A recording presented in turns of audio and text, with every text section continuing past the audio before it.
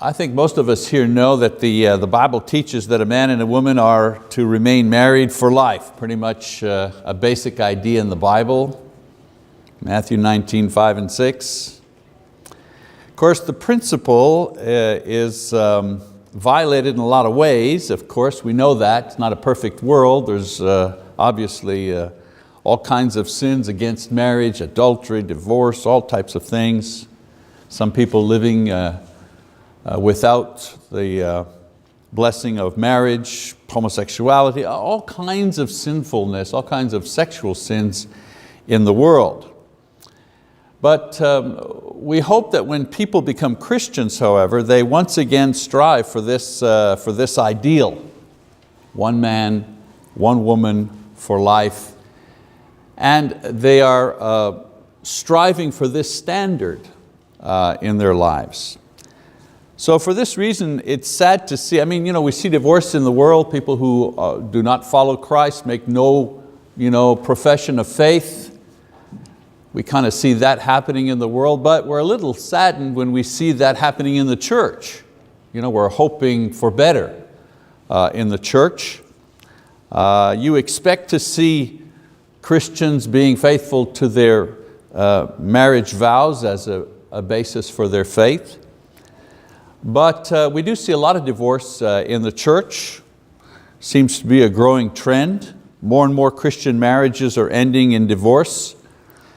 So in the last few years, we can't look at our own congregation and say, oh, well, we're free of that. Nothing ever happens here. We know better than that. It happens. We've seen marriages fail around us. And it's sad to see Christian marriages fail. It's sad to see Christians when they divorce. So I want to talk about this marriage or divorce idea this morning in this class. And I want to start with a question. When I say divorce, what image do you get in your mind? Well, for most people, when I say divorce, the image they get in their mind, lawyers, court, papers, division of property, custody battles, this is what goes on in a person's mind. If you say divorce, they kind of think all of those things. We think that if we're not at the point of hiring lawyers, we don't have a problem with divorce. But divorce happens long before we get to court. And if we want to avoid it, there's some things that we need to know, certainly some things that we need to do, and that's what this lesson is about this morning. If we want to avoid this, if we want to understand it, we have to first of all understand what divorce is and when it's happening to us. In Genesis chapter 2, verse 24 and 25, I need to go back there we go. Genesis 2, 24 and 25, it says, "For this reason a man shall leave his father and his mother and be joined to his wife, and they shall become one flesh. And the man and his wife were both naked and were not ashamed." So we see in this particular verse, a man and a woman create a new union when they become one flesh. They're glued together. The old translations say they cleave together. It means to be glued together. That's what it means. If you read in Matthew 19:9, the New Testament, Jesus says, "And I say to you, whoever divorces his wife except for immorality and marries another woman commits adultery." So when Jesus is speaking of divorce, that word there that is translated into the English word divorce, in the Greek means to put away or to loosen. And so when Jesus was talking about divorce, it wasn't talking about court, lawyers. He used the term to put away or to loosen, untie. Like a knot that's been tied and now it's being untied, if you wish. It's being loosened. So when using this term, Jesus, as I say, is not talking about court proceedings, lawyers, papers. He's talking about what is actually taking place in the life and in the relationship of the couple. He's talking about one partner beginning to untie the bond that unites them to the other partner. That's what he's talking about. And so Jesus reminds us that divorce doesn't begin in court. Divorce begins in the heart and then eventually ends up, in our society anyways, ends up in court. So according to the words used in the Bible, you have a divorce problem when you desire to be glued or united to someone or to something else other than your partner. In other words, you desire to be glued or tied to another person other than your partner. But you know what? It can also mean you desire to be glued to your work more than to your partner, or to your hobbies more than to your partner, or even to yourself more than to your partner. You know, we have such a narrow scope of what we think divorce means. As I said, we think it means just, once you're in court in front of the judge and you're fighting back and forth over the property and the kids. Yeah, it means that too, but that's the end result. You're at the end game there. Jesus is talking about the actual thing that's going on in the couple. So you have a divorce problem when you'd rather be tied to something else other than your partner, and you're in the process of undoing the knot and tying it to something else, and it's not always another person. So I know people who have been tied to their work. Their work was more important than their partner. Well, that couple has a divorce problem, a knot problem, an untying problem. Or if you allow someone or something to come between you and your partner. That's another nuance. For example, if sin is coming between you and your partner, and some say, well, how does sin come between me and my partner? Well, how about lies, bad habits, unkindness, indifference, selfishness? I can go on. Those are sins. You want to break up a couple? You want to unloose from your partner? Start being unkind in 100 different ways, and you'll find out in a hurry how loose that bond's going to get. Or start being dishonest or selfish. Sometimes it's family. Your parents become more important than your partner. What your mom says is more important than what your partner says.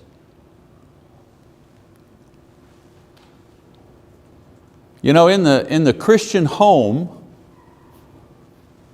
the priority in a Christian home is that my spouse is the number one important person in my life, and then our children, and then our extended family, and so on and so forth. That's how it works. When you get that order out of whack, you have problems.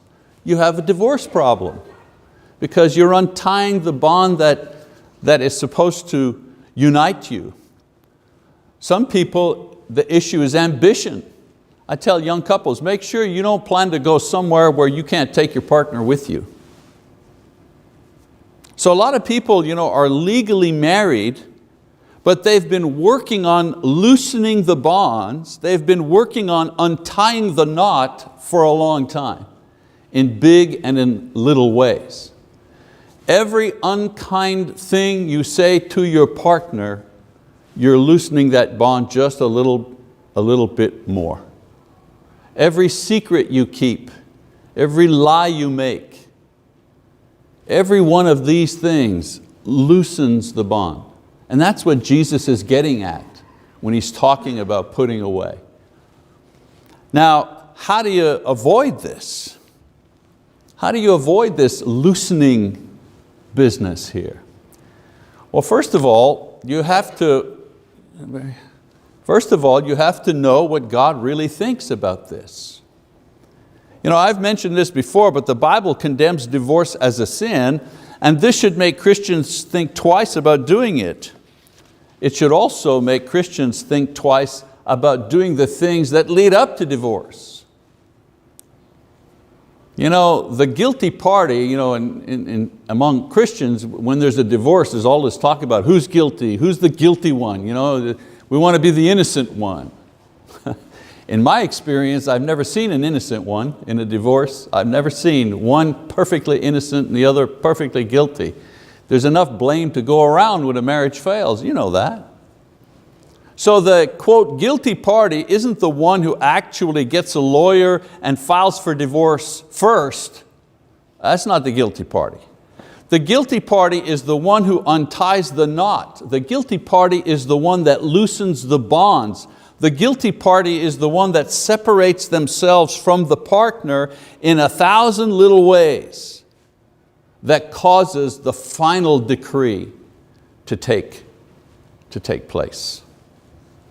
You know, when God pronounces on divorce, He's not just talking about lawyers and judgments, He's talking about the ones who have loosened and put away and untied again in 1,000 little ways. In Malachi chapter 2, verse 16, Malachi says, Malachi says that God says, I hate divorce, says the Lord, the God of Israel, and him who covers his garment with wrong, says the Lord of hosts, so take heed to your spirit that you do not deal treacherously. Here the prophet is taught, God is speaking to the prophet and says that He hates divorce. He calls it treason. And sometimes we like to throw that around. Oh, God hates divorce, but do you ever wonder why God hates divorce? The reason God hates divorce is that because in every divorce, there's sin. There's always sin involved in a divorce. The sin of selfishness, the sin of sexual immorality, the sin of pride, the sin of self-centeredness. There's always sin involved in divorce, number one. And number two, there's always pain involved in divorce. I mean, I look at the audience here and I kind of know you guys. And I know among you here, many have gone through divorce. And to a person, I guarantee you that if you were asked, every single person would say, it was one of the most painful things that I've ever experienced. And it hurt me long after the papers were signed and all that kind of stuff. You know, long after that happened, the pain stayed with me for years and years and years. That's a common saying that people who have gone through a divorce explain. Even the, quote, the innocent party, you know, the one the innocent party, not the one who left or abandoned, the innocent party, even that party says, it was terribly painful. I felt all kinds of guilt. So that's why God hates divorce. He hates it because His children go through pain. Of course, in Matthew, we read this before, 19:6, Jesus is saying, so they are no longer two but one flesh. What therefore God has joined together, let no man separate. So it's pretty straightforward in the Bible. God forbids divorce. Now, let's understand, the passage here and in other places doesn't say that it's impossible to get a divorce. There are some who think that. Jesus isn't saying it's impossible to get a divorce. He's saying, don't do that. Just like the commandment says, thou shalt not steal, thou shalt not commit murder. The law doesn't say it's impossible to murder. The law says, don't do that because that's a sin. Well, in the same way, Jesus is saying, don't divorce because if you do, that's a sin. But it doesn't mean you can't do it in the sense that it can't be done, that marriages are not broken through divorce. Of course they are. And then in Hebrews chapter 13, verse 4, the writer says, marriage is to be held in honor among all, and the marriage bed is to be undefiled. For fornicators and adulterers, God will judge. So the passage here is saying that God will punish sexual offenders who cause divorce. So it's very important. Don't forget my main point here. The main point is, how do we avoid this divorce business? Well, we need to understand what God thinks about it. That'll help us. let's be clear, God is not for divorce. And so divorce begins by a lessening of the commitment to remain bonded together, and it finishes with a final legal break in court. In our society, that's how it works. And God condemns the beginning, that's the point I'm trying to get at. God condemns the beginning, the beginning part of starting to unloosen the bond that holds us together. He condemns that part as much as He condemns the final part, which is the final, okay, the bond is now completely apart. So God never approves of us loosening or breaking our bonds, but He does protect the innocent. Let's go back to this passage. It says, and I say to you, whoever divorces his wife except for immorality and marries another woman commits adultery. You are innocent in the divorce proceeding if your marriage is broken through the adultery of your partner. I always like to say, God does not kick you while you're down. He doesn't hurt you more than you've already been hurt. That's why that passage is in there. Yes, the divorce may happen, and yes, it's a painful thing, but the sin is attributed to the one who cheated, not the one who is innocent. And then Paul adds to this in 1 Corinthians 7:15, he says, yet if the unbelieving one, speaking of a partnership, a marriage here between a Christian and an unbeliever, he says, if an unbelieving one leaves, let him leave. The brother or sister is not under bondage in such cases, but God has called us to peace. So Paul is talking, the inspired writer, talking about innocence if the marriage is broken by the departure of the unbelieving spouse. The idea is God has called us to peace if the spouse will not live with us in peace. A lot of people sometimes say, well, what happens? What do you do if there's abuse? Physical abuse, emotional abuse, one is beating on the other. Do we have to stay in that? How can I obey God's command and at the same time I'm being beaten up? Of course, God does not require us to simply lay ourselves down in order to be abused. What does the passage say? God has called us to peace.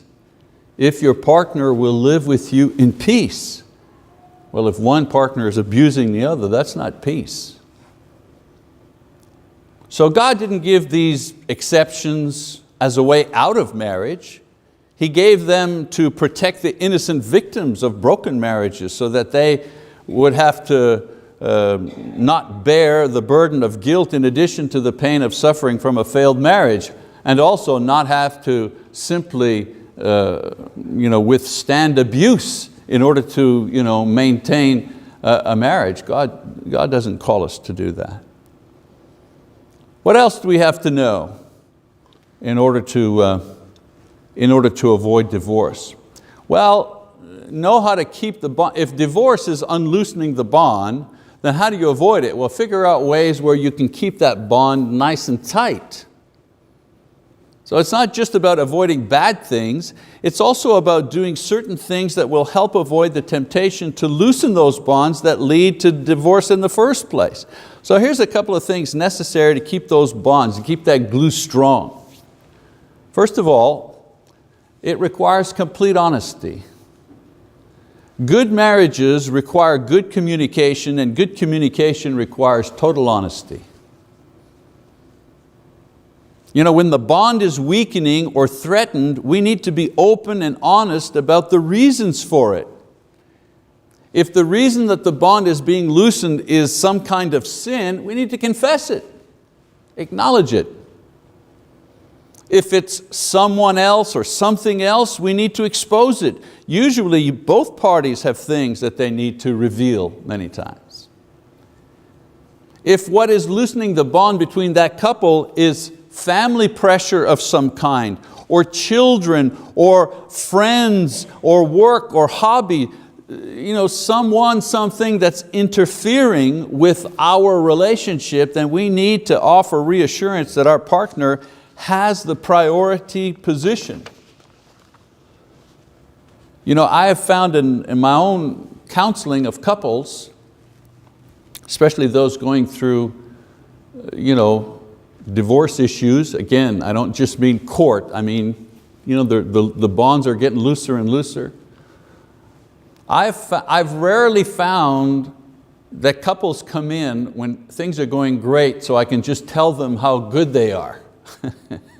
I rarely have couples that come in and say, you know what, we just wanted to come in and tell you what a wonderful marriage we have and how happy we are. Everything is marvelous. That's why we booked an hour of your time, because we want to tell you how marvelous everything is, and we want you to tell us how good we are. 34 years I've been preaching, that never happened, not one time. No, what happens is couples come in and they have problems. And do you know the number one thing, and this is simply anecdotal, I can't quote a study from a hospital, but in my own experience, the number one thing that partner A or partner B seems to need, one word: assurance. Assurance. Partners need to be reassured that they are okay, that the relationship is okay, that who they are and what they are, it's okay. So many times in a marriage we stop telling each other, you're okay. I married you because you had things that I wanted, and those things are still there. So many couples stop saying to each other, I love you. And I don't just mean the 3 words, I love you. I mean saying it in a variety of ways that says, I love you. My wife loves the end part of French bread. You know what I'm talking about, crusty bread, the end part. She loves that part. I like it too, but she really, and so we've been married 35 years. And in 35 years, I have never eaten the end piece of a French bread. It's not a big thing. It's not a big thing. But every time we get that hot, crusty bread, from Buy for Less, and I bring that home, and I put that thing down, and I cut it, that first piece goes to her, because she likes that. Now, we've long ago stopped saying, oh, thank you, you're so nice, when we were first married. Oh, you're so sweet, thinking of me. We've gone past that. That tiny little act of kindness is built in to our relationship. And I could tell you, dozens and dozens of similar things that go both ways, things that Lise does for me. They're stitched. The act of kindness is stitched into our relationship. But so many couples, stop stitching anything kind to say or do in their couple. And what they don't realize is that by stopping to do that, consciously do that, what they're doing is that they're unconsciously loosening the tie that binds them.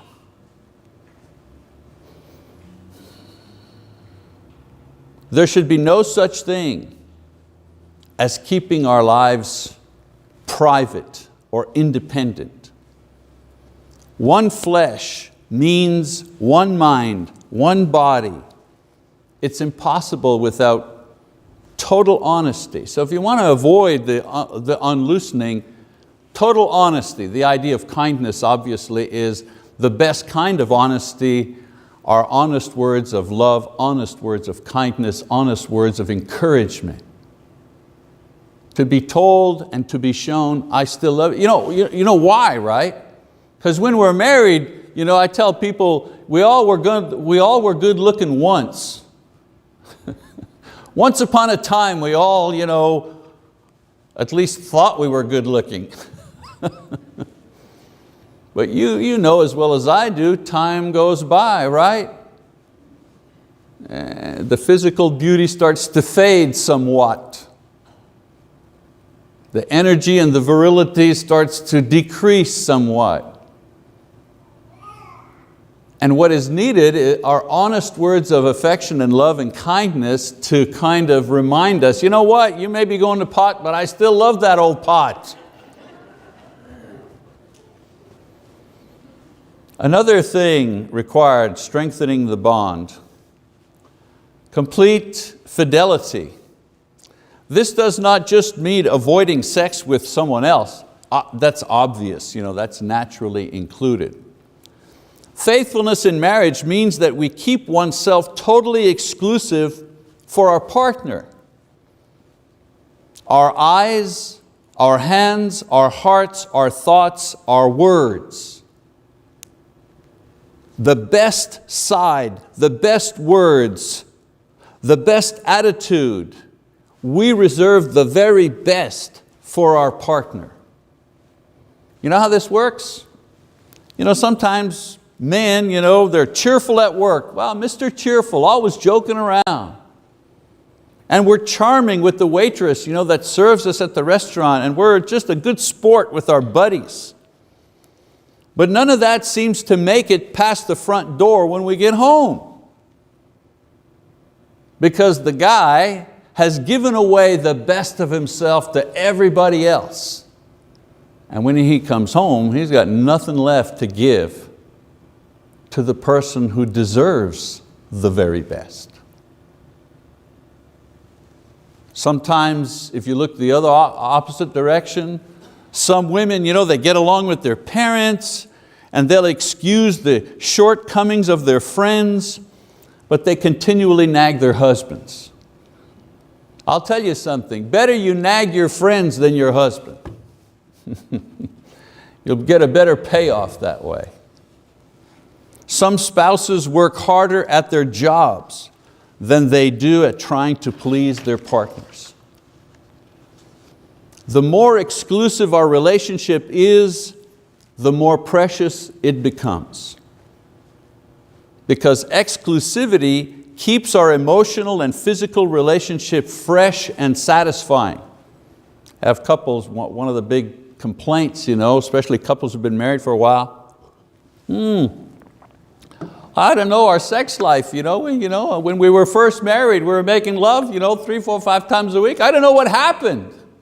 It's called children. And they say, I just don't know what happened, How do we get that back? And they read all the gurus and stuff like, books. There's a zillion books, What, we try pills? What do we do, And I tell them, you want to find that thing there that may have escaped you, that makes your partner desirable? Try becoming more exclusive with your partner. Try preserving the absolute very best that you have and give that to your partner. And see if that doesn't begin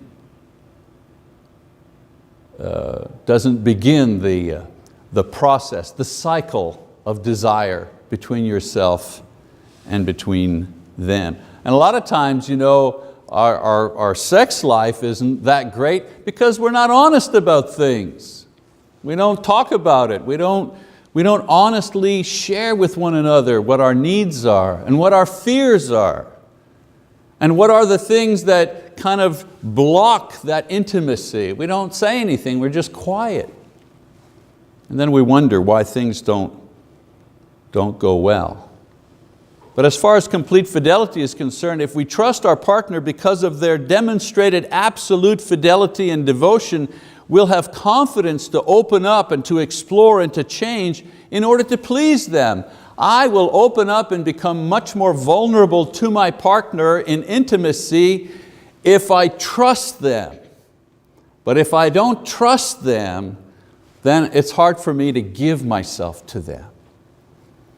So if we feel neglected or a wavering on the fidelity of the other, we will lack the confidence to completely give ourselves as well, and a kind of a vicious cycle of unraveling marriages, is the result. I loosen a bit because I don't trust, they loosen a bit because they don't trust. Oh yeah, well watch this, and pretty soon we're pretty far apart. How else to avoid, or how else to strengthen? Complete submission to Jesus Christ. See, for a lesson to individuals who had no faith would have stopped at this point. But because we are a people of faith, we can add probably the most important component: complete submission to Jesus Christ. In the end, what is it about a woman that will make her a joy to her husband? We read in Proverbs 31:30, charm is deceitful and beauty is vain. I already mentioned that. We tend to go to pot over the years. Solomon says it in a much more poetic way. Charm is deceitful, beauty is vain, but a woman who fears the Lord, she shall be praised. And he goes on to say, by whom? By her children and by her husband. She's not interested in being praised by the world or by her girlfriends. Her interest is being praised by her children and by her husband. I want my wife to be a good Christian because that's the only way she will be complete as a wife for me. Proverbs 12:4, an excellent wife is the crown of her husband, but she who shames him is like rottenness in his bones. And in the end, what makes a man worthy of a godly woman? Joshua says, very familiar passage, he says to the people at one point, if it is disagreeable in your sight to serve the Lord, choose for yourselves today whom you will serve, whether the gods which your fathers served, which were beyond the river, or the gods of the Amorites in whose land you are now living. But as for me and my house, we will serve the Lord. A man completely dedicated to the doing of the will of the Lord will win the respect and the confidence of his wife. A woman will gladly submit to a man who, like Christ, is willing to lay down his life. And again, sometimes men misunderstand this passage. They think of it in grand terms. Would I lay down my life for my wife? Well, if a burglar ever came into our house and put a gun towards my wife, I'd jump in front of that and I'd take the bullet for her. You know what I'm saying? Or if somebody said, okay, it's going to be you or your wife, who are you going to die? I'll do it. We think that in our minds. That's just, that's the Hollywood version of courage. But are men willing to lay down their lives one drop at a time for their wives? Because for most of us, that's how we lay down our lives for our wives. In other words, do we give up our pride? Do we give up our selfishness? Do we give up our own personal desires? Are we willing to give up our life a drop at a time for our wives? That's a little different, isn't it? Paul says in Ephesians 5, husbands, love your wives just as Christ also loved the church and gave himself up for her. We complain, the modern woman, she doesn't want to be in submission to her husband. But it works the other way too. The modern man is not always ready to give up his life for his wife. And I don't mean in a heroic fashion, although it might come to that at some point. I mean one little drip at a time. To give up his life. What he wants. What he feels is right, what he enjoys. Is he willing to put that aside in order to give his wife the kind of life that she needs? When Jesus Christ rules the heart of the man and the woman, He's the glue. He's the knot that keeps the couple bonded and cleaving together as one flesh. And then finally, one other thing, to strengthen that bond, we need to develop spiritual intimacy. The marriage vow enables us to practice emotional and physical intimacy without guilt or shame. In marriage, we become one flesh, and we create that one flesh through physical intimacy. In order to secure the bonds, however, we must learn to cultivate not only physical intimacy, but spiritual intimacy alongside of the physical. And so spiritual intimacy comes from the overflow of our own personal spiritual intimacy with God. You understand what I'm saying here? It's hard to develop spiritual intimacy with someone else if you yourself do not experience spiritual intimacy with God. It's very hard to be effective and say, okay, let's have a prayer, you and me, my wife and me, let's pray together. You know? It's very hard to be a leader in that sense if you by yourself never say to yourself, I think I'm going to take a little time out, quiet moment here, and I'm going to go pray by myself. If you don't do that, it's very hard to be a spiritual leader of your own family. You know, there are several other roadblocks that hinder the development of spiritual intimacy with our partner. Hectic schedules, no time for prayer. No time for prayer, we're just too busy.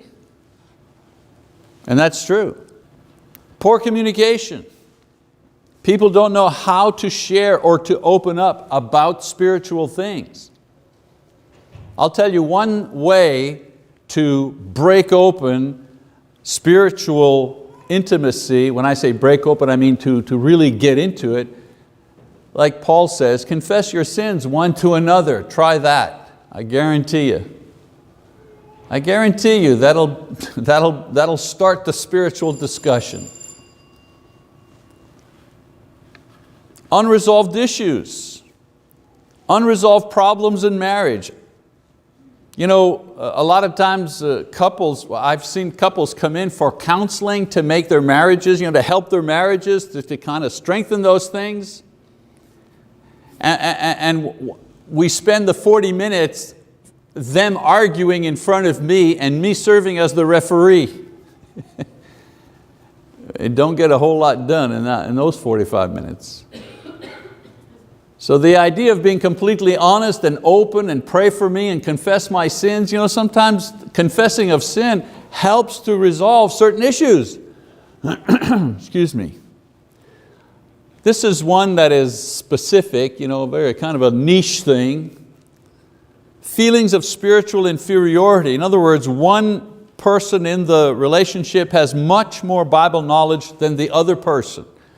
Maybe the wife was a Christian, grew up in the church and so on and so forth, and her husband became a Christian just perhaps shortly before they were married, let's just say. And instead of helping him grow spiritually, a lot of times she's using the Bible as a hammer to get her way. And it works the other way as well. We have to be very, very careful. And of course, lack of spiritual experience. Couples who don't go to church, they never study the Bible, they just have a hard time developing spiritual life. So I care enough about you to make an effort. Unconditional commitment to the marriage allows time for growth, helps you to do the things that care. So here are some of the things that you can do. As I mentioned, demonstrate, vocalize, acknowledge your unconditional commitment. Hey, we may be having problems, baby, but I'm here. I'm never going away. I will always be here. Believe that. Look at me. Hear my words. To be able to say that and do the things that demonstrate that. Intimacy builders. Develop a caring atmosphere, an environment of trust in your home and in your relationship. Honest communication. Ask for what you want. Sweetie, I need to tell you this. This is what I need. It's not always about sex. I need this here, or I need that over there to to feel close to you. Also, model. Model what it is that you need in your life. Modeling helps the other person see the things that are important to you. And also understand spiritual types. Remember, all of this here is under the heading of how do we build intimacy? Unconditional commitment, caring atmosphere, honest communication, modeling behavior, understanding spiritual type. Some people know God through study. Other people feel God and His love. They're wired in such a way that they are able to feel the love of God. They're very close to that. And others through doing God's work and service. Everybody is different when it comes to godliness. Listen to one another. Study to know your mate and identify their expectations from you. The best compliment your mate will ever make to you is, she really gets me. He really gets me. If your mate is able to say that to you, then you guys are on your way. Spend time together. You need quantity time in order to build quality relationships. No way around it. Check-in time. Let the other person know where you are in your day and let them know where you are emotionally. Share bonding times together, trips and projects and prayer and worship and serving and giving. We tie the knot at the wedding, but we tighten the knot by developing spiritual intimacy. Divorce is always a temptation in this society. I believe we're the third in divorce rate behind Sweden and Denmark. We can, however, divorce-proof our marriage. Remember, as I close out, watch for the danger signs and admit them. Things that tempt us to unloosen, words that we say, whatever, that unloosen the bond. Ask yourself, in doing or saying this, am I tightening or loosening? I'm almost done. Understand that it's wrong. Divorce is a failure. That's just what it is. It's the failure of the marriage, and there's enough blame to go around. It's not the unforgivable sin. Like all sins, we can go to God and ask Him to forgive us. That's okay. But at least we need to understand that it is a sin. And then thirdly, work at things that will keep the bond strong. Truthfulness, fidelity, submission to Christ, cultivate spiritual intimacy. Remember one thing, while we are still married, never too late to avoid the divorce. All right, well that's our class for today. I appreciate your attention. That's it for now. Thank you.